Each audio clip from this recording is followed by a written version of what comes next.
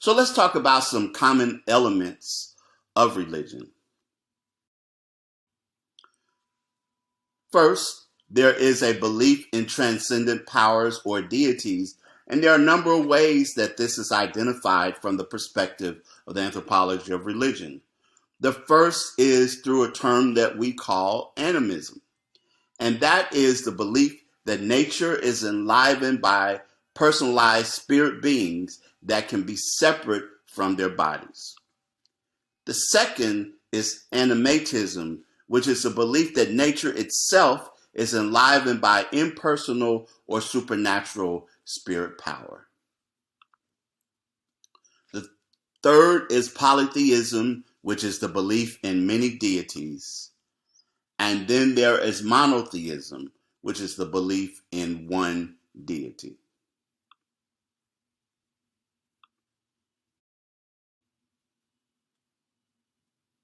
We talk about religious myths, and this is very, very important. It's very important to make this distinction within the context of the anthropology of religion.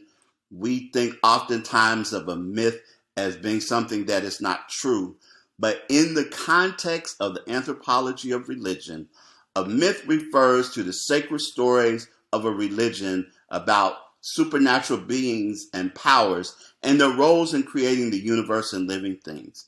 Some examples of this might include creation or origin myths that you might be familiar with, how things came to be, how people were created, how the world came to be, how the universe came to be. There are flood stories that are common among many, many different cultures. There are trickster myths where you have characters that play tricks on human beings or play tricks on the other gods who have a very complex role in the whole scheme of society. There are hero myths where there are individuals who are born very often in very complex circumstances who eventually rise up to become a hero. This was something that was popularized by Joseph Campbell. And some more contemporary examples would be Star Wars, Harry Potter, and The Wizard of Oz.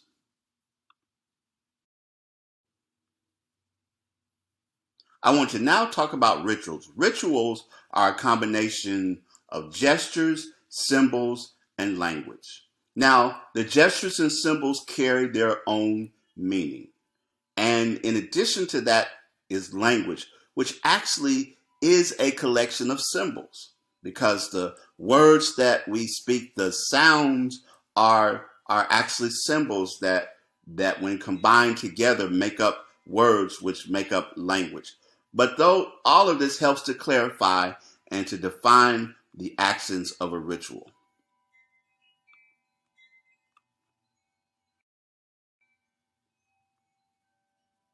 So let's talk about some ritual activities that are based on belief and talk about a particular kind of ritual, and that is the rite of passage.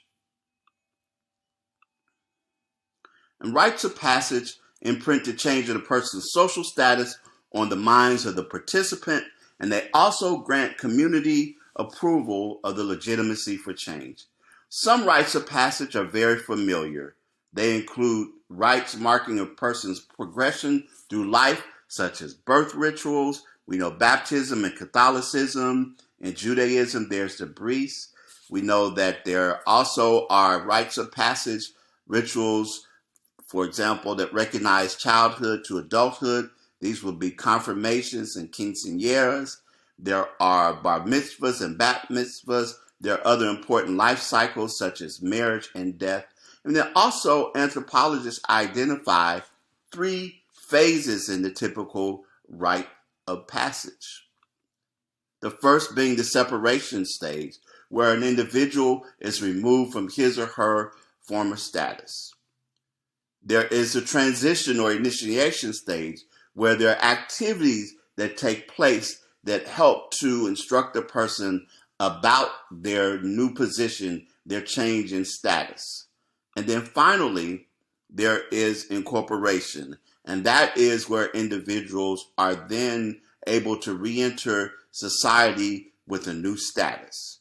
And these are the stages of rites of passage.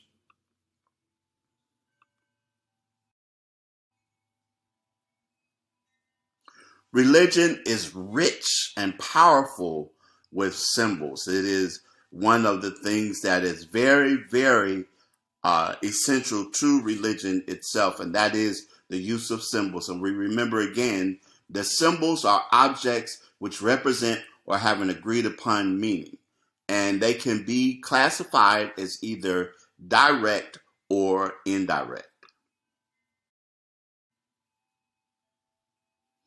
Also, in religion, we recognize those persons that we refer to as religious specialists. And these are people who are everything from shamans to healers to diviners to mediums to priests and priestesses to prophets and more. And these are the people that very often have either leadership roles or they are the ones who are responsible for carrying out rituals and doing the things that are a part of the ritual activities of a community. There are also religious organizations and institutions we can think of in terms of uh, churches, denominations. We could think about mosques and synagogues and other organizations that are a part of the institutionalized and organized function of religion. Just about all religions also have a community of believers, and how they gather and when they gather may vary, but that is an important part of most religious systems. Those are the community of believers or community, the religious community. We move on to talk about some things including magic.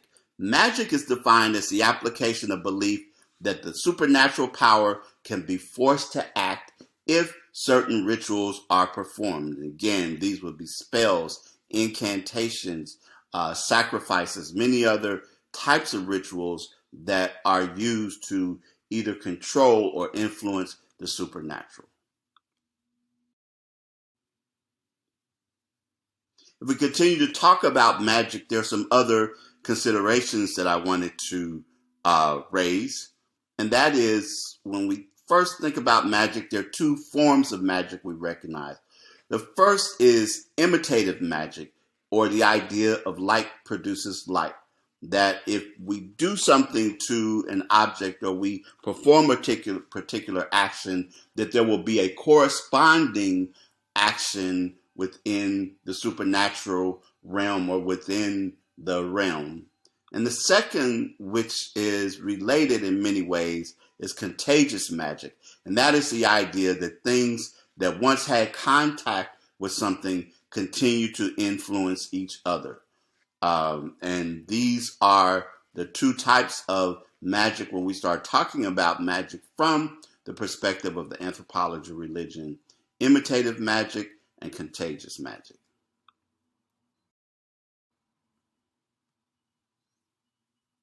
I want to briefly talk about, and I want to say that these are some very traditional concepts of witchcraft and sorcery, but we first look at witchcraft and that in societies that there are distinctions between witchcraft and sorcery. In the case of witchcraft, the idea that it is used is the use of innate or psychic power to induce harm. And then with the idea of sorcery, sorcery is the use of magic, rituals, and materials to inflict harm on people in socially unapproved ways. Now, this gets a little bit more complex than we might think, because there are also beneficial aspects to witchcraft and sorcery in terms of leveling society, in terms of redressing wrongs, in terms of bringing about a sense actually of community togetherness. Oftentimes there may be a witchcraft accusation that can be very divisive, but as things are done to try and bring about a sense of redress and recourse, actually can bring communities closer together. It's a complex issue. I want to also acknowledge, though, that in addition to the traditional idea of witchcraft, there is also Wicca, which is a part of the neo pagan tradition, and it is more recent than a lot of the more traditional understandings of witchcraft. It is a polytheistic religion that emphasizes gender equality for the god and goddesses in most cases. That it is also expresses the idea that nature is a manifestation of the deity. It's a nature-based religion that has a ritual calendar, and it is one where some of the symbols that are quite commonly found are candles, ritual knives, wand, cauldrons, cups, brooms, pentacles, those kinds of things. It is something that has been popular, remains popular among a lot of people.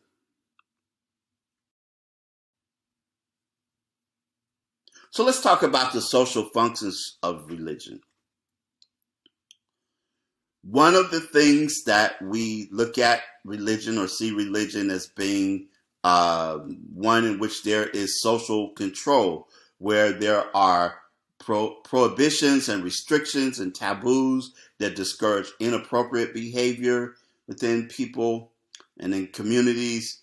There's also conflict resolution that very oftentimes religious principles can help to reduce stress and frustrations. There's also the idea that religion can reinforce group solidarity because it helps people to identify what it means to be a part of community, who is a part of community, and oftentimes that is found on the basis of religion. In addition to the social functions of religion, there are the psychological functions of religion.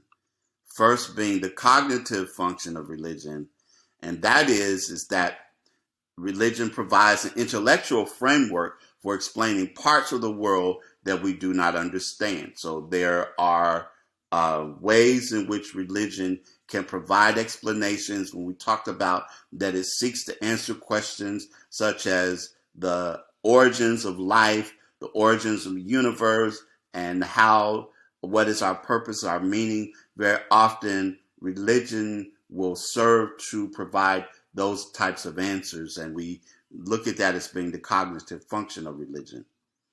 And then there is the emotional function of religion, is that which many people are familiar with, that it helps to reduce anxiety by prescribing straightforward ways of coping with stress. We know that very often in many different cases, when there is a crisis, when there are life events such as death or tragedies or other things that happen, very often people will turn to their religious resources or to their religious leaders, or there will be a religious explanation that's offered. And then we come to the idea of religious fundamentalism, which is something that has gained a lot of attention in recent years. And just a few points about religious fundamentalism. That first, that it arose as an anti-modernist movement, which is the idea that the modern is somehow a corruption of society, and that what is earlier, purer, and better way of life is what the appeal of religious fundamentalism is. It's based on a strong feeling among its adherents of alienation from the surrounding modern culture. And fundamentalists assert an identity that's separate from the largest religious group from which they arose. We very often will find that there will be a particular sect or religious tradition, and then there are individuals who feel like it has lost its way, that it is no longer holding to the basic tenets and ideas, and so then there will be a rise in fundamentalism from there. And the followers or fundamentalist adherents see a sharp divide between themselves and other religions, and between a sacred view of life and the secular world, and what they also would see as nominal religion.